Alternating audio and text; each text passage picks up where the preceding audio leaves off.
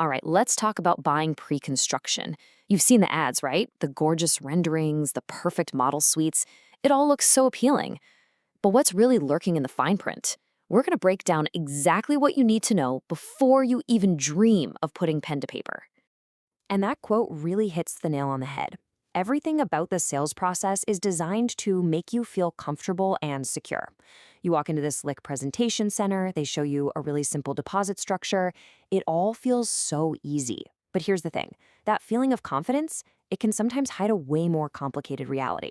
So here's the real challenge. The biggest pitfalls aren't really about pre-construction itself. Nope, the danger lies in the huge gap between what you think you're agreeing to and what that massive 100-page contract actually allows the builder to do. Our goal today? It's simple. We're going to close that gap for you. Okay, first things first, let's talk about the money, the real price tag. We're about to dive into all those hidden costs and financial surprises that can sneak up on you. So you see that price tag on the glossy brochure, right? But have you ever stopped to ask, what does that number actually cover? Here's a little secret for you. That price is just the beginning. It's the starting line, not the finish line. And here they are, what I like to call the quiet costs. These are the fees that never seem to make it into the big, bold print of the sales pitch. We're talking development charges for things like new roads, education levies for schools, fees to connect your utilities, even installing the meters.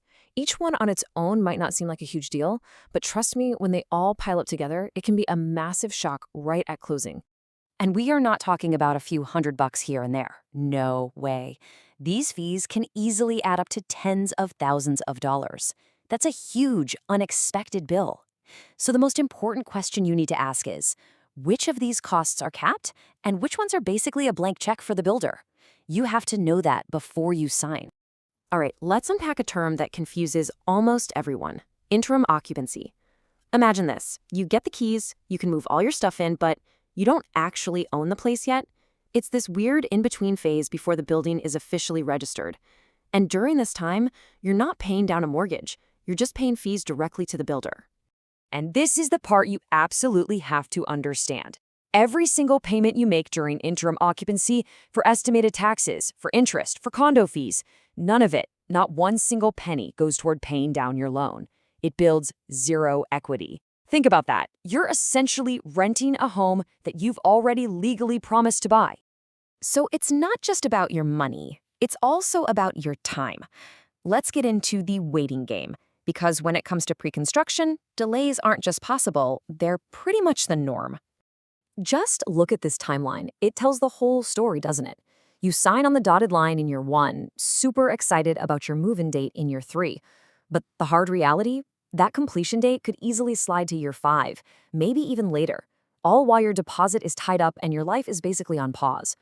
And look, these delays usually aren't because the builder is twiddling their thumbs. It's real-world stuff. You've got labor shortages, kinks in the supply chain, waiting forever for city approvals, you name it. The problem isn't that these things happen, they do. The problem is when buyers don't have a backup plan for when they do. So why is this such a big deal? Well, think about it. A lot can happen in a few extra years, right?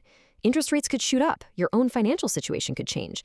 Suddenly, that mortgage you were approved for might not be on the table anymore. A delay isn't just an inconvenience. It can literally put your entire purchase at risk. Okay, so what happens if life throws you a curveball and you need to get out of the deal before the condo is even built?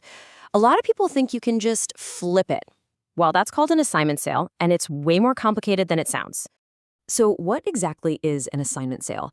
The best way to think about it is like this. You're not selling the condo itself. It doesn't even exist yet. You're selling the contract. It's like selling your front row concert ticket to someone else before the show. You're selling the piece of paper that gives you the right to the seat, not the actual seat.